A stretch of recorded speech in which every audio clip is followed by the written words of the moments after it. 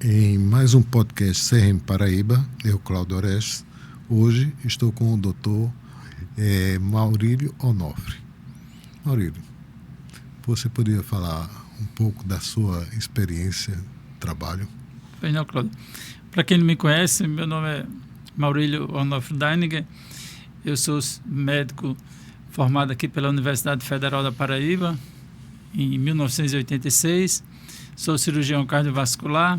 Tive a minha formação no Hospital da Beneficência Portuguesa em cirurgia cardiovascular. Posteriormente, eu fiz o doutorado e pós-doutorado na Faculdade de Medicina da USP de São Paulo. Então, para mim é uma honra muito grande estar aqui no podcast do CRM e poder conversarmos sobre os assuntos mais diversos. Cláudio, é um prazer muito grande você ser o entrevistador. A gente já tem uma amizade, já nos conhecemos há bastante tempo. Então, para mim é uma honra muito grande. O prazer é todo nosso. A gente sabe da dificuldade que a gente vive no país, com inúmeros intérpretes na área de saúde e uma área extremamente complexa. Você vem se dedicando há bastante tempo, mas eu gostaria de saber, para se tornar um cirurgião como você, qual seria o percurso que alguém que está vendo deveria percorrer? Cláudio, na verdade, eu sempre quis ser cirurgião. Eu, desde pequeno, eu queria fazer medicina. Eu tinha na minha cabeça que eu queria fazer medicina e queria ser cirurgião. Não cirurgião cardíaco, obviamente. Mas, para você ter ideia, eu me recordo muito bem quando eu tinha 5 anos, que eu estudava no... Dissecando as lagartixas. Não tanto, mas mexia com isso também. Eu, estudando no externato Dom Pedro II, na cidade de Alagoa Grande, e a diretora, dona Araci Montenegro, era o meu aniversário, ela me perguntou, o que você quer ser quando crescer? Eu disse, eu quero ser médico. E daí ela me presenteou com um livro, obviamente, para criança, com figuras sobre médico, para criança de 5 anos. Eu sempre quis ser cirurgião. Então, quando eu entrei em medicina, com o 3º ano, eu passei a acompanhar alguns cirurgiões, que foi professor nosso, como o professor Elivaldo, da cirurgia, da anatomia, né? De anatomia. Exatamente. Ivan também, a gente fazia plantão como estudante, acompanhando eles no Samaritano. Posteriormente, eu passei a ter contato com a cardiologia com o doutor Renato Vieira Barros, no Hospital Santa Isabel, fazendo cateterismo. Foi uma pessoa que eu costumo dizer até para ele, quando me encontro com ele no Hospital Unimed, que ele foi um dos responsáveis por ter feito a cirurgia cardíaca, porque foi o primeiro contato com os cateterismos. Toda a tarde eu ia lá, eu via ele fazendo os exames, a gente via os exames posteriormente, analisava os exames, e aí eu tive contato com a equipe de cirurgia cardíaca do protocolo, que eram 3 colegas, Josalmir, Jefferson e Orlando, que Orlando a gente trabalha junto até hoje. E Orlando a gente trabalha junto há 32 anos, 34 anos, ou seja, somente 34 anos. Então, eu historiei isso porque, até para responder a sua pergunta, é o seguinte: primeiro, quem está entrando na medicina, ou terminando a medicina, tem que fazer o que gosta. Eu acho que o fundamental é você gostar do que faz. Você não tem que pensar a remuneração. Lógico que a medicina é uma profissão, você vai viver disso. Mas o que você tem que pensar é fazer o que gosta. E tudo vai ficar mais fácil. Eu acho que você fazendo o que gosta não é trabalho, na verdade. Passa a ser um prazer. É um prazer, né? Isso. E também a remuneração, às vezes, é uma consequência que vai vir depois. De como você faz. Né? Exato. As pessoas reconhecem no seu trabalho a sua entrega, a sua doação, e isso elas valorizam também, né? E outra coisa que eu sempre digo aos alunos é assim: você fazer o que gosta, você não trabalha. Agora, você fazer o que não gosta, dá um trabalho danado. É verdade. E faz sem prazer, o resultado não é o mesmo. Então, as pessoas percebem e dizem isso. A gente reconhece quem gosta do que faz, né? E a partir daí você teve que ir para fora também, né? Foi. Eu fiquei acompanhando o pessoal no protocolo, como eu falei.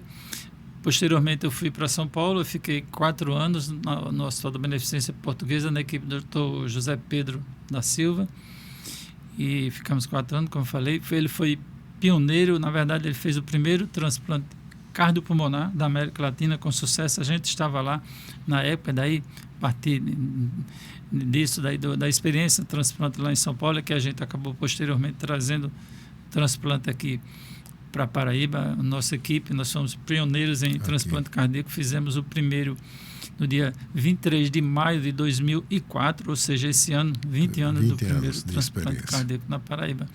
Então, fizemos a residência na Beneficência.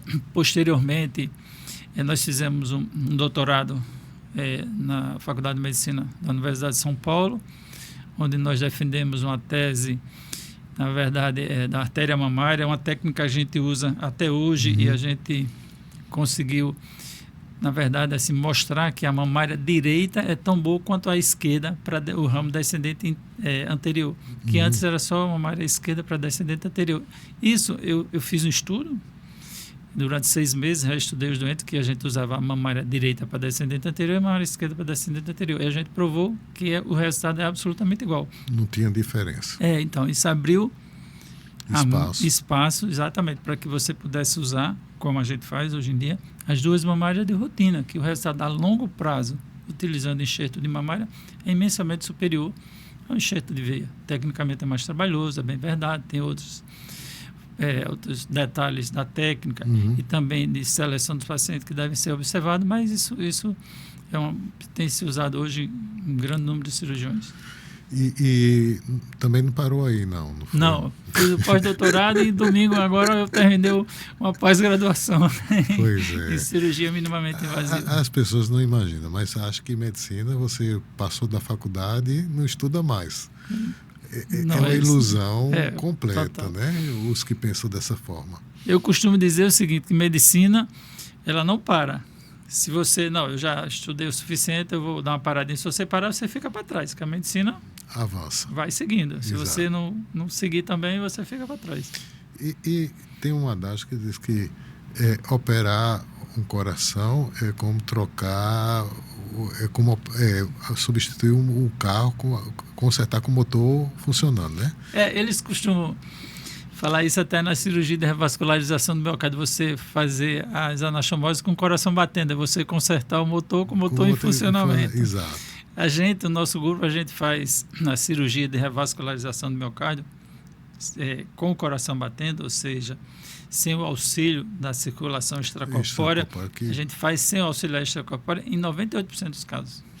E assim, tem menos complicações no caso do que tivesse parar para poder dar o restart. Exatamente.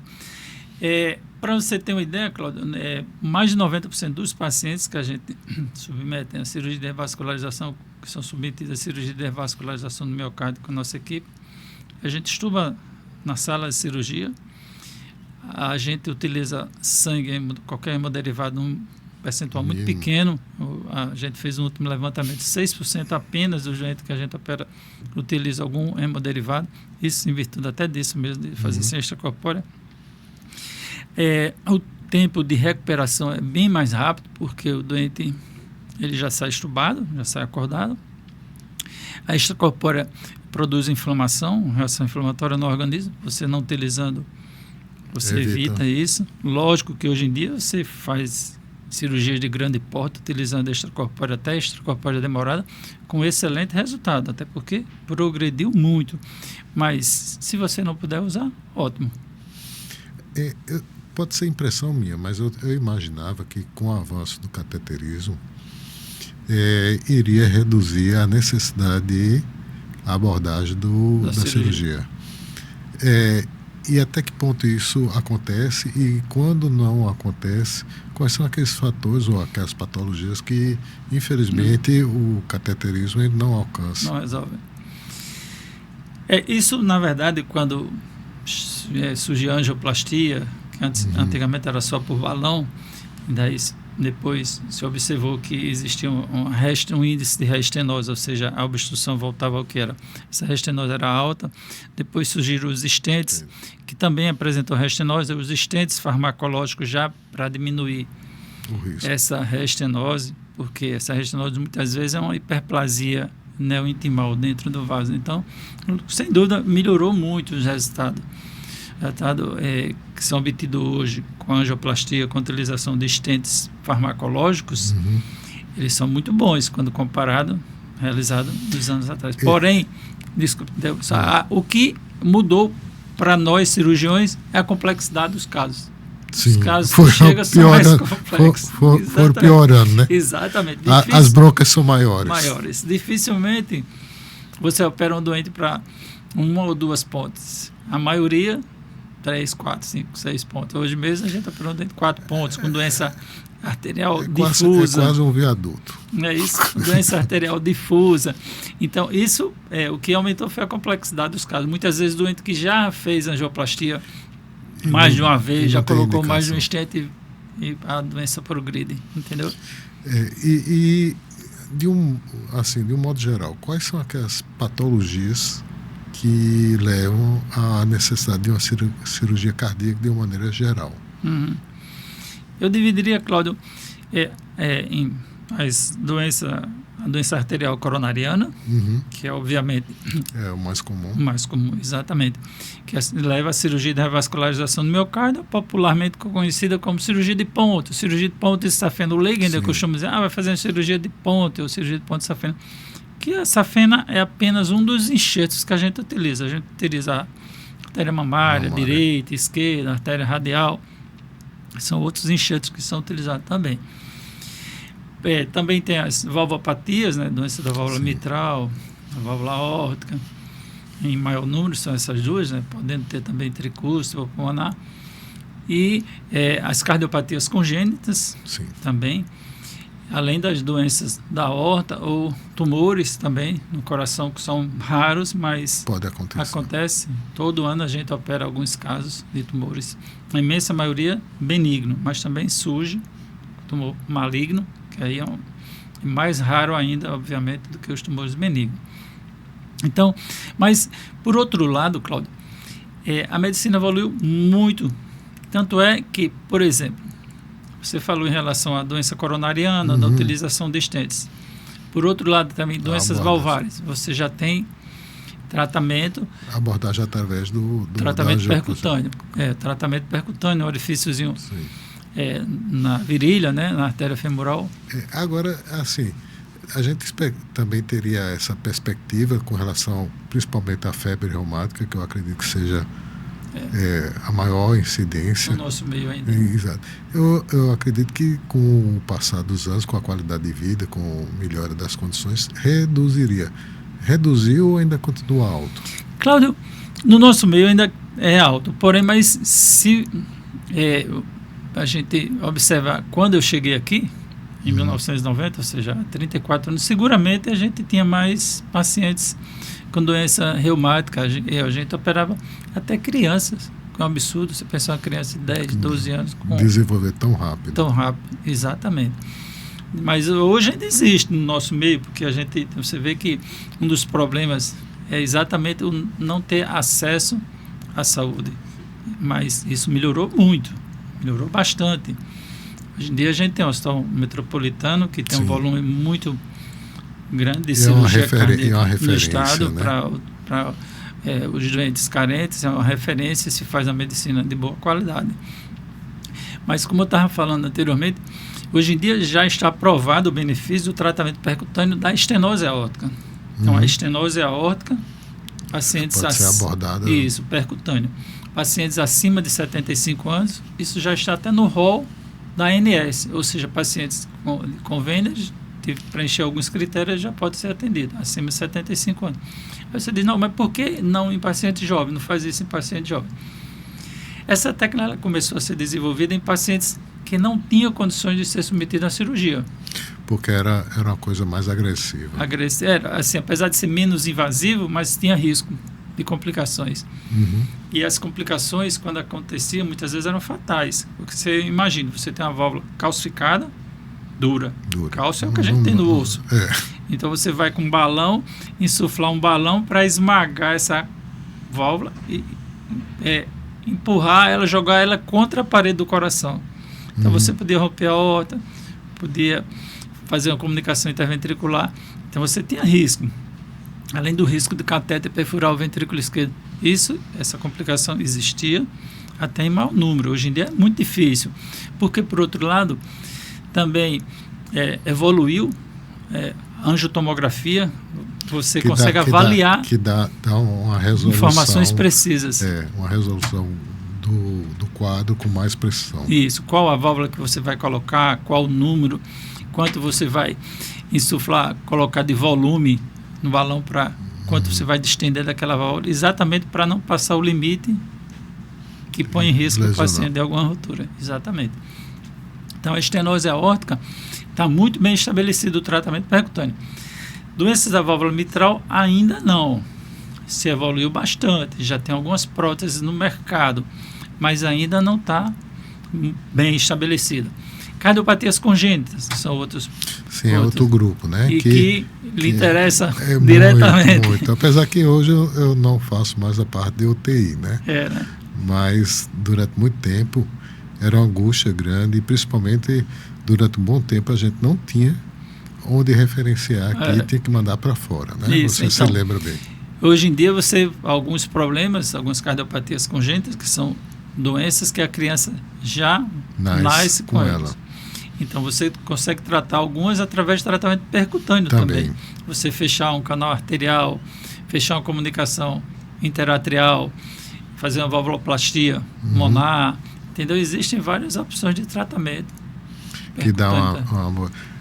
Agora, particularmente nas cardiopatias congênitas, aumentou o diagnóstico de uma maneira geral, na minha opinião, assim, e como é que está assim, a incidência de certa maneira? Porque antes, na minha opinião, passava muita coisa despercebida, né?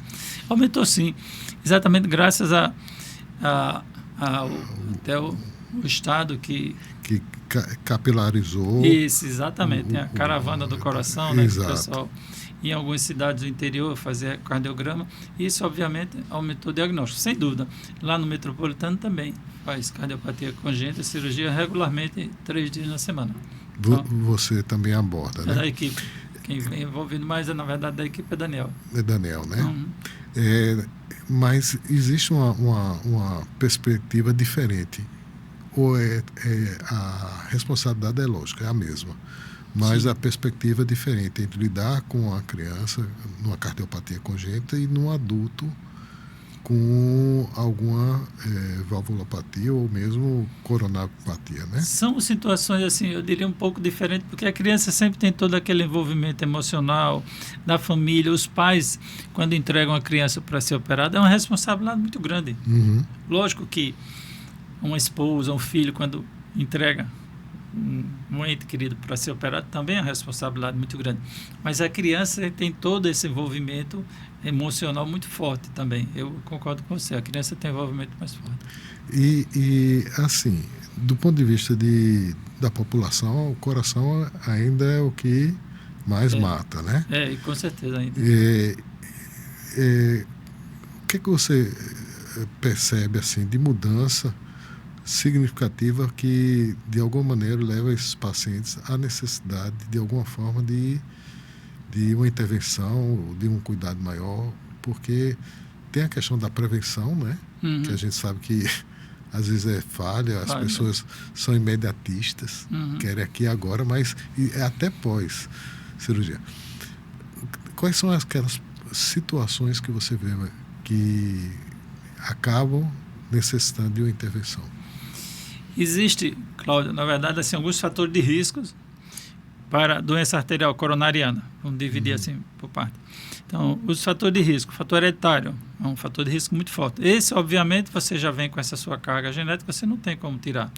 Por outro lado, você tem todos os outros fatores de risco que ou são evitáveis ou você tem como melhorar. Por exemplo, o estresse, situações de estresse, sedentarismo, hábitos alimentares errados, você comer alimentos gordurosos, tabagismo, também gestão de bebida alcoólica, diabetes, hipertensão. Então, são vários fatores de risco e você tem como administrar. Você falou muito bem quando às vezes as pessoas não se preocupam muito com a prevenção, que a melhor forma de tratamento com certeza ainda é a prevenção. Mas se você fizer a prevenção, seguramente você consegue evitar muito. Não é raro, Cláudia, você operar uma mãe, um filho, operar irmãos. Às vezes tem família que a gente opera 4 pessoas da mesma família, assim, mesmo? Em épocas diferentes, para você ver como é forte o fator hereditário. E porque tem o fator hereditário e não cuida dos outros. E tem também a questão dos hábitos de vida que são, digamos assim, existe uma interação muito grande naquele tipo de estilo de vida que ninguém quer abdicar. Isso. Como exemplo. Exatamente. E esse hábito de vida no interior, o pessoal acaba comendo mais comida gordurosa, apesar que atualmente você vê uma tendência, somente nos jovens, a ter um hábito de vida mais saudável, né? Prática de exercícios. De atividade física. Atividade física. Quando eu viajo, eu vejo o pessoal de madrugada, às vezes, caminhando, coisa que a gente não via. Não via antes, então. Atividade física e até na alimentação. Você vê tantas pessoas que são vegetarianas ou até veganas. Isso você, antigamente, não via falar, fácil. Não é verdade? Isso tem melhorado, mas o coração ainda mata bastante. Em relação a doenças valvares, tem a febre reumática, que você bem citou, e como no nosso meio ainda existe, por quê? Pela dificuldade de acesso. Né? Ainda existe. E também tem a questão da profilaxia. Isso. Que às vezes a adesão é complicada. Isso acontece até paciente que a gente opera, que a gente explica que precisa fazer e eles acabam não fazendo a profilaxia. Abdicando, exatamente. Um pré-operatório de cirurgia cardíaca, como é tanto do ponto de vista físico como emocional para um paciente? Cláudio, foi bom você ter falado desse assunto, porque assim, hoje em dia, nós implementamos exatamente há 1 ano no Hospital Unimed, se chama Protocolo ERAS. O Protocolo ERAS é um protocolo que ele, aqui no Brasil, o INCOR e a gente que usou inicialmente, já tem alguns outros serviços utilizando, mas nós que utilizamos inicialmente. Para você ter ideia, no mundo, só 4% das cirurgias cardíacas que são realizadas utilizam o protocolo ERAS, mas está tendo a tendência a aumentar. O que é isso, então? O protocolo ERAS é um protocolo baseado em evidência científica que visa exatamente abordar o paciente no período de pré-operatório, já no período pré-operatório, com a equipe multiprofissional. Sim. Tem os médicos, tem a enfermagem, fisioterapia, psicologia, nutrição, assistente social. E toda essa equipe multiprofissional, ela atende o paciente antes da cirurgia, no período que está internado na UTI, no período de internação no apartamento, e também tem a reabilitação após a cirurgia. Tudo isso já tem todo esse protocolo, toda uma sequência que é obedecida rigorosamente. Tem um envolvimento muito grande dessa equipe. Isso faz uma diferença fundamental. O doente sente. Para você ter ideia, tem um paciente que a gente operou e que reoperou agora, já com esse protocolo. A gente operou, por exemplo, há 10 anos ou há mais de 10 anos e precisou reoperar uma valvulopatia, por exemplo. E você vê, 10 anos depois, essa cirurgia eu não senti nada, foi muito melhor do que a outra cirurgia que eu fiz. Então ele próprio já tem a percepção da diferença com relação à adoção do protocolo. Isso, porque você tem ideia, antigamente, e até quem não usa esse protocolo, o paciente passa 7, 10, 14 dias internado. Um protocolo, na nossa experiência, em torno de 60% dos pacientes têm alta hospitalar no 3º ou 4º dia. A maioria alta hospitalar com 3 dias e alta da UTI no dia seguinte à cirurgia. No dia seguinte à cirurgia, no período da manhã, a gente já retira o dreno, o doente já deambula na UTI. Ou seja, você não imaginava isso, o doente com menos de 24 horas já está andando na UTI. Praticamente ele ficar engessado numa cama. Ou até ainda entubado, né? Hoje em dia é só entubado a maioria. Quando é que eu preciso de um novo coração? Novo coração, boa pergunta. Transplante é uma cirurgia que realmente é apaixonante. Esse ano mesmo, quando a gente fez um dos transplantes, eu disse, rapaz, a emoção, que até o pessoal do Mark Downey me perguntou, eu disse, a emoção do transplante agora, 20 anos depois, é a mesma do transplante realizado há 20 anos antes, né? Porque é uma emoção muito grande você ver aquele paciente com a qualidade de vida péssima, que não consegue fazer exatamente as suas atividades corriqueiras do dia a dia, como tomar banho, escovar os dentes. Tem doente que refere, eu não consigo escovar os dentes, que cansa. Quais são esses pacientes que necessitam de transplante? São pacientes que têm miocardiopatia, da mais diversa. O que é isso? É o coração que não consegue bombear o sangue de forma adequada. Tem uma ineficaz em atender a demanda do organismo. Então, o doente tem a dispneia, o cansaço. Às vezes, até ele deitado, se deitar com decúbito baixo, ele cansa. Então, se deitar com decúbito elevado.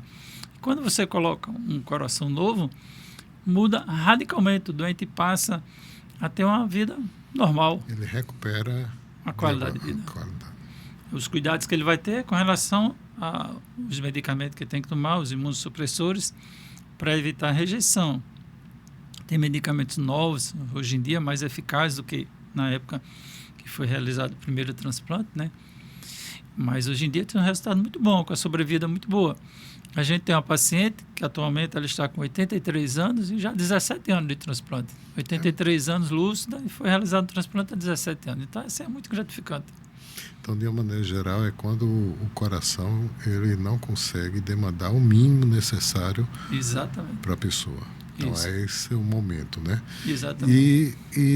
Do ponto de vista, assim, a gente falou do pré e no pós-operatório, numa circunstância dessa. Você fala em relação ao transplante ou à cirurgia de uma maneira geral? Transplante e a cirurgia de uma maneira geral. A cirurgia, como eu te falei, com esse protocolo, a gente tem o atendimento da psicologia desde o pré e o pós-operatório. E também a assistente social que está diretamente ligado aos pacientes. Então, qualquer dúvida, até dúvida de medicamento, já liga para o assistente social, entra em contato com a gente. E a gente está desenvolvendo, Cláudio, um aplicativo que vai seguir como... vai nortear todo esse passo a passo da equipe, mas também um aplicativo voltado para o paciente. Com informações e também ele poder acionar a equipe quando ele sentir alguma coisa. A gente está em desenvolvimento. Então, é uma forma de interação maior, né? Isso, de segmento, inclusive, isso, né? Isso. Ele em casa, com o seu aplicativo, ele manda alguma mensagem pelo aplicativo, pelo celular, a gente receber. Quais são outras inovações tecnológicas, de uma maneira geral, tanto na parte de cirurgia cardíaca, como essa que você bem falou, que estão modificando, estão avançando? Na cirurgia cardíaca, eu diria para você que a cirurgia é minimamente invasiva, são cirurgias que você faz com cortes menores, muitas vezes sem abrir o externo. Você pode até fazer abrindo pouco o externo, ou incisões laterais à direita ou à esquerda, dependendo da patologia. Você faz uma incisão, uma toracotomia lateral, direita ou esquerda, sem precisar abrir o externo. Isso tem evoluído muito. A gente já faz alguns casos, a gente pretende ampliar para outras indicações. Lógico que são cirurgias, por você estar trabalhando numa incisão menor, o tempo cirúrgico é um pouco maior. E por que está ganhando, tomando um corpo maior? Exato. Por quê? Porque a própria extracorpórea evoluiu mais, então você tem condições de ficar um pouco mais de tempo em extracorpórea sem risco para o paciente. Deu para entender que antes você tinha o extracorpóreo que tinha alguns prejuízos se ficasse um tempo mais prolongado. E também a robótica tem evoluído muito. Ela já é usada aqui? Não, aqui ainda não, mas está se trabalhando em torno disso, até porque assim, a aplicabilidade em cirurgia cardíaca ainda é pequena. É limitada. Limitada em algumas situações, mas isso vai evoluir, porque a cirurgia cardíaca, a especialidade de cirurgia cardíaca é muito nova, tem pouco mais de 100 anos. Bill Rowe 100 anos já é um bom tempo. Mas eu acho que para a medicina não é tanto. Se você levar em consideração a medicina como toda, é pouco tempo, 100 anos. Se você considerar que a expectativa de vida há 100 anos, há 40 anos, e hoje é o dobro. Não é verdade? Então, Bill Ho, que era um cirurgião na época de renome, ele disse que qualquer cirurgião que se atrevesse, ousasse dar um ponto no coração, deveria perder o respeito dos outros colegas. Ou seja, não imaginava que ninguém podia tocar no coração. Hoje em dia você troca o coração com os resultados excelentes. Então, a medicina evolui muito. Angiotomografia que são feitas com... Você tem condições de avaliar a anatomia de forma precisa, fazer impressão 3D do coração ou até da aorta, para você fazer um planejamento cirúrgico de forma mais adequada. O ano passado, acho que não, na verdade foi na pandemia, a gente operou um rapaz que ele já tinha sido, ele já tinha sido operado 2 vezes em São Paulo, e ele tinha dextrocardia. Então, assim, quando é reoperação, o coração fica todo aderido. Então, a gente fez uma impressão 3D do coração para a gente saber aonde estava toda a anatomia do coração, para saber onde a gente podia dissecar. Sim. Entendeu? Então, ficou lá um molde na cirurgia, na sala cirúrgica, a gente dissecando, olhando para o modo, o átrio está aqui, a cava está aqui. Já tem alguma coisa de perspectiva de realidade estendida? Já. Porque é um complemento, né? Isso, seria exatamente. Mais ou menos um molde 3D que você consegue... Isso, tem sim. Tem, por exemplo, você conseguir, principalmente em tratamento de doenças da aorta, você unir a informação da tomografia com a hemodinâmica, você unir as duas imagens, você saber com precisão quando você vai passar aquele catéter, entendeu? Então, isso é uma coisa que vai evoluir muito. A medicina evolui. Não para. Isso. Eu vou fazer uma pergunta meio difícil. Tranquilo. Tem como eu furar a fila do transplante? Não. Isso... Diga, eu tô provocando. Não, com certeza. E isso... naquela época do Faustão... muita gente tem essa perspectiva e a gente precisa quebrar esse mito. Exatamente. Naquela época do transplante do Faustão, se cogitou muito isso, todo mundo, porque tem dinheiro, né? Eu cheguei até a dar algumas entrevistas. A lista do transplante, eu não diria nem fila, os pacientes são listados, ele obedece um critério rigoroso. Hoje em dia existem as centrais de transplantes estadual, mas tem o Sistema Nacional de Transplante, que é o SNT. Uhum. Então, quando surge um doador aqui na Paraíba, a prioridade para os receptores daqui. Local. E a prioridade, você leva em consideração qual o possível receptor que é compatível com aquele doador. Uhum. Isso, primeiro, sistema ABO, o sangue, e depois peso e altura. O biotipo. O biotipo, exatamente. Você não pode colocar um coração muito pequeno e uma pessoa muito grande. Você tem um limite de 20%, para mais ou para menos. Uma margem. Exatamente. Então, você obedece esse critério. Fora isso, tem critério de gravidade. Pacientes que estão em prioridade na lista. Então, quais são os doentes? Doentes que estão internados, em UTI, em uso de drogas inotrópicas, que são medicamentos que ajudam o coração a manter a pressão. Faustão estava em UTI, em droga inotrópica, e ele estava com insuficiência renal, ou seja, era um doente que estava em prioridade. Não porque ele tinha dinheiro, mas pela condição clínica dele. Me parece assim que na época tinha um outro também em prioridade, até seria antes dele. Mas existem alguns critérios. Às vezes chega doador e o paciente que seria o possível receptor não está em condições adequadas. Você pode, não, ele ainda pode aguardar um pouco, vamos esperar ele melhorar para poder transplantar. Você tem uma boa vivência. Qual um caso que impactou, ou tiveram vários casos, mas um que... Eu diria que são vários, na verdade. Tanto assim, cirurgias demoradas. Na época que eu estava em São Paulo, por exemplo, teve uma cirurgia, foi um transplante cardiopulmonar que durou 23 horas. Então a equipe se revezava, né? Aqui também a gente já teve cirurgias demoradas, e reoperações sempre são mais trabalhosas, dependendo do caso, são bastante trabalhosas. Mas tem também aqueles pacientes que muitas vezes, até na hora da cirurgia, às vezes o paciente tem dificuldade de sair de circulação extracorpórea, e de repente depois ele sai e evolui muito bem. Isso acontece, não é frequente, obviamente. Hoje em dia você tem um insucesso na cirurgia cardíaca, é raro. Acontece porque, infelizmente, ninguém tem como operar muita gente, e não tem um insucesso, mas é muito raro, muito raro.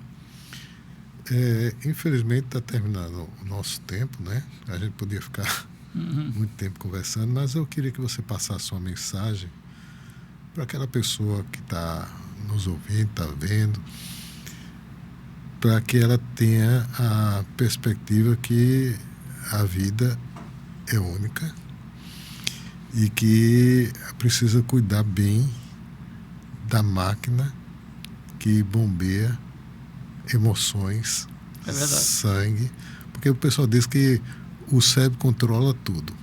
Eu tenho cá minhas dúvidas. Tem um livro chamado Inteligência Emocional e tem outro também interessante que aborda, ele diz que a gente tem a alma física e a alma emocional. E a emoção, o coração é muito susceptível, não é?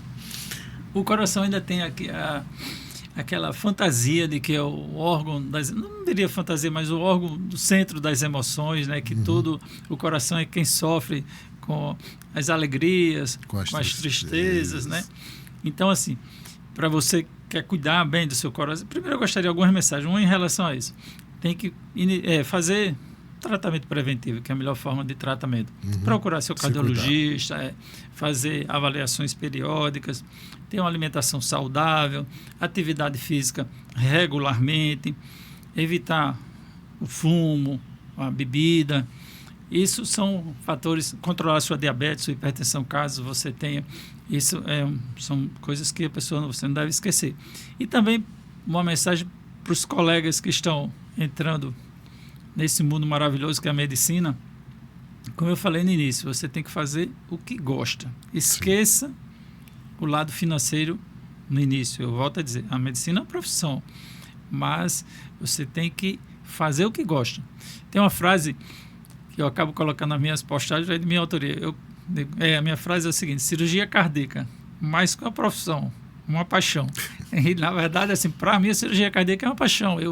Eu vivo 24 horas, a gente está disponível todos os dias da semana, todas as horas, a gente sempre, obviamente, quando é chamado, a gente está disposto. Mas essas são as mensagens que eu gostaria. Em nome do CRM, agradecer a sua participação, entendeu? A referência que todos os colegas têm por essa percepção do que você faz, aquilo que gosta e faz com amor, com dedicação. E aí é o reconhecimento, né? Parabenizar por essa sua maneira de ser, entendeu? E deixar o espaço aberto para quando você tiver outra oportunidade ou quiser conversar, a gente pode bater um papo. Eu estarei sempre disponível, sempre que for chamado, com certeza para mim será uma honra. Eu é que agradeço o convite do CRM e o seu convite. A gente já tem uma amizade, como eu falei, de algum tempo já. E eu que me sinto honrado com este convite. Eu agradeço a todos do CRM. Ok. Obrigado aí.